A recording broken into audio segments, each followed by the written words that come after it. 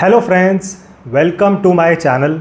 तो आज हम बात करने वाले हैं अबाउट रिलेशनशिप्स। तो relationships form a big part of our life and यहाँ पर मैं आपके लाइफ की सभी रिलेशनशिप्स के बारे में बात करने वाला हूँ। Girlfriend boyfriend, husband wife, parents के साथ, सिबलिंग्स के साथ रिलेशंस, इवन फ्रेंड्स के साथ रिलेशंस। तो ये जो रिलेशंस हैं दे define the quality of your life. And अगर आपकी रिलेशनशिप्स ठीक चलती हैं, इसका मतलब ये है कि आपकी life is mostly sorted. But कुछ केसेस में क्या होता है कि ये जो रिलेशंस हैं वो आपको सबसे ज़्यादा हर्ट कर देती हैं। तो कुछ लोगों के साथ ऐसा हो रहा है कि वाइफ की तरफ से फॉर एग्ज़ाम्पल बस हर्ट ही मिल रहा है, या पेरेंट्स की तरफ से या सिबलिंग्स की तरफ से बस दुख ही मिल रहा है। तो शायद इस रिलेशनशिप को एक रीसेट की रिक्वायरमेंट है, बट ये लोग उस रिलेशनशिप में तब भी बने हुए हैं। तो यहाँ पर मैं आपको बताना चाहूँगा the biggest red flag in a relationship, जिसको आप इजीली आइडेंटिफाई कर सकते हैं। एंड रेड फ्लैग होने का मतलब ये है कि this relationship needs a complete reset. तो उस रेड फ्लैग के बारे में मैं आपको पहले बताता हूँ। तो देखिए, अगर आपको किसी भी रिलेशनशिप में बहुत ज़्यादा ज़ोर लगाना पड़ रहा है ऑन अ रेगुलर बेसिस, कभी कभी ज़ोर लगाना पड़ रहा है, दैट इज़ फाइन। बट अगर आपको रेगुलर बेसिस पर बहुत ज़्यादा ज़ोर लगाना पड़ रहा है इन अ रिलेशनशिप, तो this is that biggest red flag in this relationship, जिसको आप प्लीज़ रियलाइज़ करें। तो this relationship needs a complete reset, नहीं तो ये जो एक रिलेशन है वो आपका पूरा टाइम, एनर्जी सब कुछ ले जाएगी, राइट। तो इसके बारे में मैं आपको बहुत अच्छे से समझाने वाला हूँ आज के वीडियो में। पहले मैं आपके साथ कुछ एग्जांपल्स शेयर करूँगा कि किस तरह आप उस रेड फ्लैग को आइडेंटिफाई कर सकते हैं। एंड फिर रेड फ्लैग आइडेंटिफाई करने के बाद उस रिलेशनशिप को आप रीसेट कैसे कर सकते हैं, वो भी मैं आपको बताने वाला हूँ इन अ लॉट ऑफ डिटेल। तो one of the most important videos of this channel, इसको आप ज़रूर एंड तक देखें, वीडियो को लाइक करें, चैनल को सब्सक्राइब करें एंड इस वीडियो को शेयर करें ऑन योर फैमिली ग्रुप्स। तो चलिए शुरू करते हैं। तो पहले मैं आपके साथ शेयर करता हूँ दो एग्जांपल्स कि किस तरह आप उस रेड फ्लैग को आइडेंटिफाई कर सकते हैं। तो example number 1, in a boyfriend girlfriend relationship, let's assume that you are the boy and आप उस लड़की से बहुत प्यार करते हैं। आप तो शादी की प्लानिंग कर रहे थे, बट वो जो लड़की है उसका आपको कभी भी समझ नहीं आता है। कभी वो लड़की छोटी छोटी बात पर बुरा मान जाती है, आपको ब्लॉक कर देती है वो कुछ दिनों के लिए, फिर अनब्लॉक कर देती है, फिर ब्लॉक कर देती है। तो एज अ बॉय आप तो अपनी तरफ से पूरे एफर्ट्स लगा रहे हैं to make her happy, but she is always feeling dissatisfied. तो आप अपनी तरफ से पूरा ज़ोर लगा रहे हैं ताकि ये रिलेशनशिप बना रहे, ताकि ये रिलेशनशिप चलता रहे, बट दूसरी तरफ से मामला बड़ा चिल है। तो वो लड़की कहती है कि अच्छा, मैंने ब्लॉक कर दिया तो कौन सी बड़ी बात हो गई, अब मैं अनब्लॉक कर देती हूँ। तो उसकी तरफ से मामला इज़ वेरी वेरी चिल। तो यहाँ पर है that red flag in this relationship, because जो बॉय है, जो लड़का है, उसे ही पूरा ज़ोर लगाना पड़ रहा है, वो बहुत ज़्यादा ज़ोर लगा रहा है एंड लड़की की तरफ से ज़्यादा कुछ है नहीं। तो ये था एग्जाम्पल 1। तो यहाँ पर आप आइडेंटिफाई कर सकते हैं दैट रेड फ्लैग। आगे बढ़ते हुए example number 2, in a husband wife relationship, यहाँ पर एज्यूम करते हैं that you are the wife, you want to be a good wife, you want to take good care of your husband. But जो husband हैं वो कभी आपको बहुत प्यार दिखाते हैं, कभी बहुत ज़्यादा एग्रेसिव हो जाते हैं। इतना एग्रेसिव हो जाते हैं कि आपका बनाया हुआ जो खाना है वो फेंक देते हैं, पूरी खाने से भरी हुई प्लेट फेंक देते हैं। कभी लड़ाई में आपका गला पकड़ लेते हैं, आप कुछ एक्शन लेने लगती हैं, किसी को फ़ोन करने लगती हैं तो आपके पैर पकड़ लेते हैं उस टाइम। तो आपको लगता है चलो maybe the husband is realising his mistake, but अगले दिन से फिर हस्बैंड का नाटक शुरू, वही नाटक शुरू। तो एज द वाइफ आप तो अपनी तरफ से पूरे एफर्ट्स डाल रही हैं, आप खाना बनाती हैं, आप घर को साफ रखती हैं, मे बी जो बाहर के काम हैं वो भी सब आप ही देख लेती हैं, बट हस्बैंड की तरफ से कुछ नहीं आ रहा है, कोई एफर्ट्स नहीं आ रहे हैं, बल्कि वो आपके एफर्ट्स को भी ख़राब कर देते हैं बाय डूइंग लड़ाई झगड़ा ऑन अ रेगुलर बेसिस। तो यहाँ पर आप आइडेंटिफाई कर सकते हैं that red flag in this relationship as well, because जो वाइफ हैं वो पूरा जोर लगा रही हैं, वो पूरे एफर्ट्स डाल रही हैं to make the husband happy, but husband की तरफ से यहाँ पर कुछ नहीं आ रहा है। तो आई होप इन 2 एग्जाम्पल से आप समझ गए होंगे कि आपको ये रेड फ्लैग कैसे आइडेंटिफाई करना है। एंड ये जो रेड फ्लैग है it is applicable for all of your relationships. तो गर्लफ्रेंड बॉयफ्रेंड रिलेशनशिप का एग्जाम्पल हमने डिस्कस किया, हस्बैंड वाइफ का एग्जाम्पल हमने डिस्कस किया, इसी तरह से पेरेंट्स के साथ, सिबलिंग्स के साथ, इवन फ्रेंड्स के साथ जो आपके रिलेशनशिप्स हैं वहाँ पर भी ये रेड फ्लैग एप्लीकेबल रहता है। एंड रेड फ्लैग होने का मतलब है कि जिस तरह ये रिलेशन आज चल रही है उस तरह नहीं चल सकती है आगे जाकर, नहीं तो ये जो रिलेशनशिप है it will consume your life, it will consume your time, energy, everything. फिर आप और कुछ नहीं कर सकते हैं बिकॉज सारा टाइम एनर्जी तो इस रिलेशन पर ही जाने वाला है, राइट। तो this relationship needs a complete reset. And हाँ, इस वीडियो को देखने के बाद आप अपनी लाइफ में भी इंट्रोस्पेक्शन ज़रूर करें कि कहीं आप किसी ऐसे रिलेशन में तो नहीं हैं जहां पर आप ही पूरा जोर लगा रहे हैं, आप ही एफर्ट्स डाल रहे हैं। तो this is a big red flag in this relationship, probably the biggest red flag in this relation, and again this relation needs a complete reset. तो आगे बढ़ते हुए अब यहाँ तक हमने आइडेंटिफाई कर लिया that red flag in a relation. अब आगे बढ़ते हुए आप उस रिलेशनशिप को रीसेट कैसे कर सकते हैं, हम वो डिस्कस करने वाले हैं इन अ लॉट ऑफ डिटेल। हो सकता है वीडियो थोड़ा लंबा भी हो जाए, बट आप प्लीज़ एंड तक जुड़े रहें। This video holds the key to a lot of your relationship issues. तो पहले बात करते हैं in case of a non family relation. तो ना तो ब्लड रिलेशन है, ना ही हस्बैंड वाइफ रिलेशन है। तो ये कौन से रिलेशंस हुए आपके? गर्लफ्रेंड बॉयफ्रेंड रिलेशन या फिर फ्रेंड्स के साथ जो आपके रिलेशंस हैं, तो they are non family relations. तो अगर इन रिलेशंस में आपको बहुत एफर्ट डालना पड़ रहा है, अगर इन रिलेशंस में आप उस रेड फ्लैग को आइडेंटिफाई कर पा रहे हैं, तो यहाँ पर the solution is very very simple. तो यहाँ पर रिलेशन रीसेट करने के लिए आपको क्या करना है? You need to end that relationship. जो भी वो फ्रेंड हैं या गर्लफ्रेंड हैं या बॉयफ्रेंड हैं, उनका चैप्टर अपनी लाइफ से आप ख़त्म कर दें, क्लोज़ कर डालें। बिकॉज़ यहाँ पर अगर आप बताएंगे कि मेरे साथ बेटर बिहेवियर करो, जो बिहेवियर आप मेरे साथ करते हो it is not the correct behaviour, मुझे बुरा लगता है, मेरे साथ अच्छे से बिहेवियर किया करो, तो अगर आप ये बताएंगे तो सामने की तरफ से बिहेवियर और बुरा होने वाला है। तो इस चीज़ को आप प्लीज़ रियलाइज़ करें, नोट करें।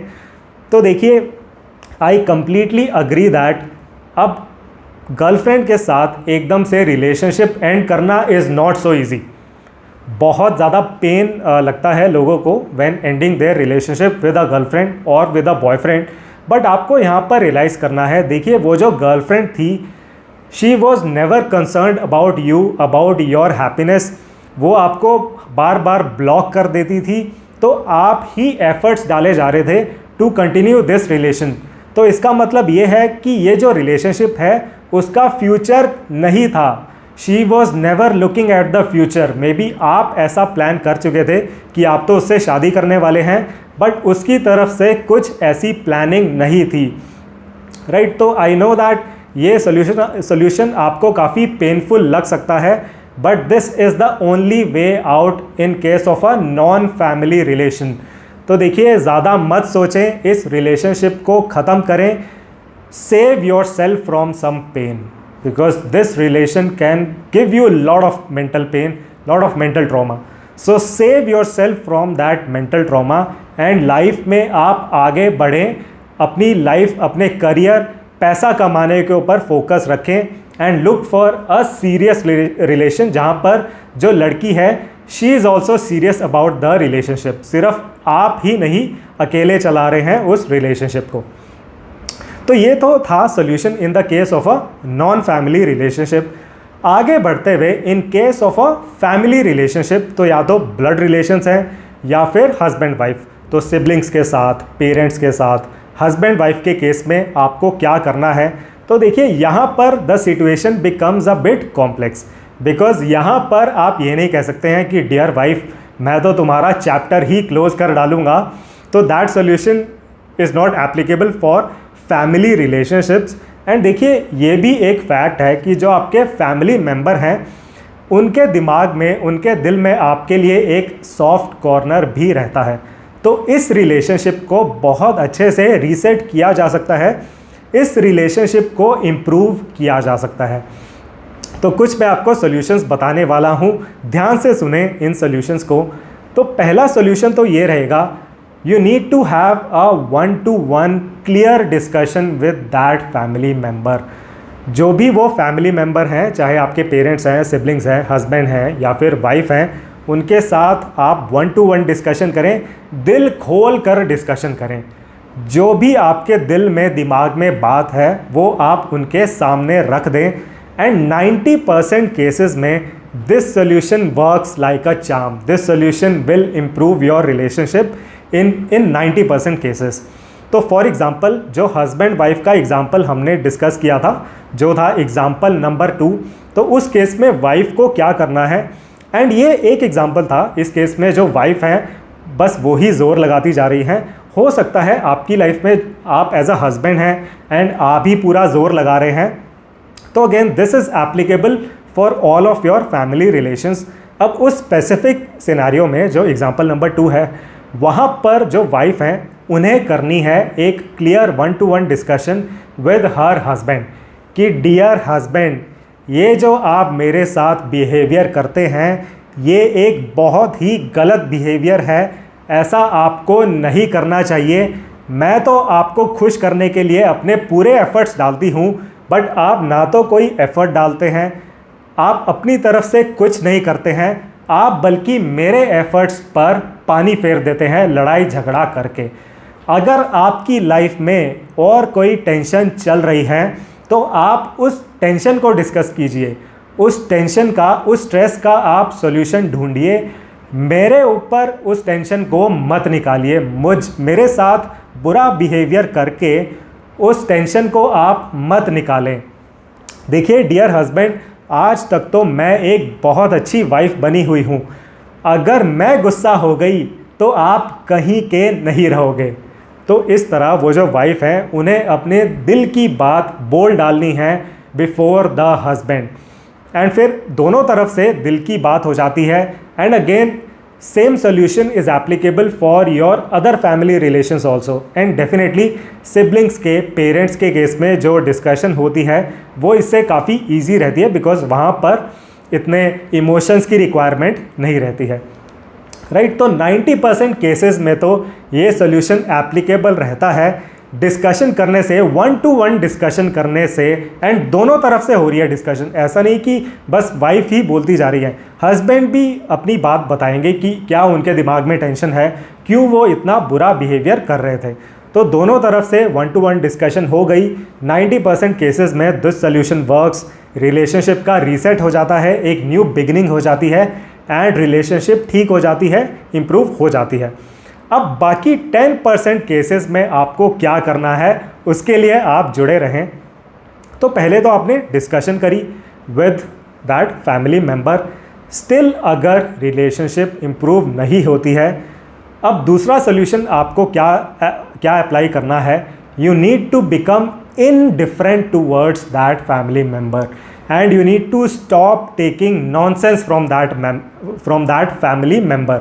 तो सेम एग्जाम्पल में जो हस्बैंड वाइफ का एग्जाम्पल है, तो जो वाइफ हैं उन्होंने पहले 1-to-1 डिस्कशन करी, 2-3 बार उन्होंने डिस्कशन करी विद द हस्बैंड। जो हस्बैंड है 5 दिन तक तो उनमें इम्प्रूवमेंट दिखा, बट 5 दिन के बाद ही केम बैक टू नॉर्मल। फिर वही लड़ाई झगड़े, कुछ नहीं कंट्रीब्यूट कर रहे हैं, बुरा बिहेवियर कर रहे हैं विद द वाइफ।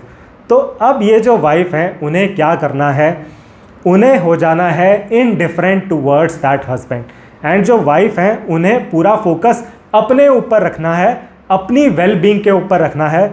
जो हस्बैंड हैं उनकी जो पहले उनके लिए जो पहले काम कर रही थी, वो उनको जो इम्पोर्टेंस मिल रही थी, अब वो इम्पोर्टेंस नहीं देनी है, राइट। तो इनडिफरेंट हो जाना है टूवर्ड्स दी हस्बैंड।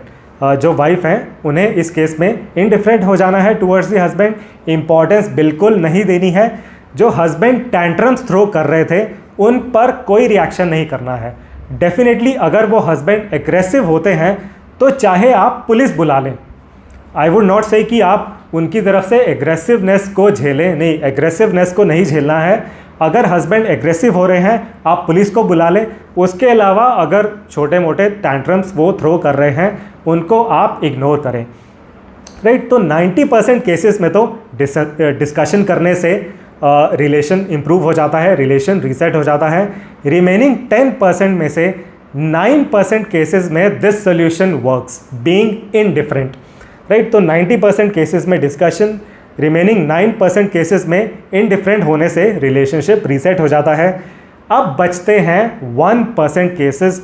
तो देखिए, in those 1% rare cases you need external help, because अपनी तरफ से आप 2 चीज़ें कर सकते हैं। आपने डिस्कशन करके देख लिया, आपने इनडिफरेंट होके देख लिया।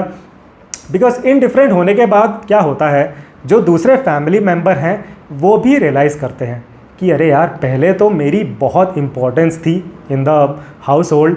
जो वाइफ है मेरे लिए काफ़ी कुछ करती थी, मुझे बहुत इम्पोर्टेंस मिल रही थी। I think I have messed up this situation, now I will improve my behaviour. तो वो जो हस्बैंड हैं या वो जो फैमिली मेम्बर हैं वो अपने बिहेवियर को इम्प्रूव कर लेते हैं when you will show indifference towards that family member, right. तो 9% केसेस में ये सोल्यूशन वर्क कर गया। अब जो बचे हुए रेयर 1% केसेस हैं वो आप अपने लेवल पर हैंडल नहीं कर सकते हैं, and in this case you need external help. So now you need to reach out to a relationship counsellor. And मेरी तरफ से क्लियर सजेशन आप लोगों के लिए ये रहेगा कि before taking that ultimate D वाला डिसीजन, डी फॉर डिवोर्स वाला डिसीजन, आप एक रिलेशनशिप काउंसलर को ज़रूर रीच आउट करें before taking that D for divorce वाला डिसीजन। तो आई होप जो भी मैंने पॉइंट्स आज के वीडियो में डिस्कस किए आपको काफ़ी प्रैक्टिकल लगे होंगे, and try to implement these solutions if you are able to identify this huge red flag in any of your relationships. And अगर आप मुझसे कंसल्टेशन चाहते हैं तो आप मेरे व्हाट्सएप नंबर पर मुझे रीच आउट कर सकते हैं। मेरा व्हाट्सएप नंबर आपको इस वीडियो के डिस्क्रिप्शन सेक्शन में एंड हैशटैग्स में मिल जाएगा। So thank you very much for watching this video. See you in the next one.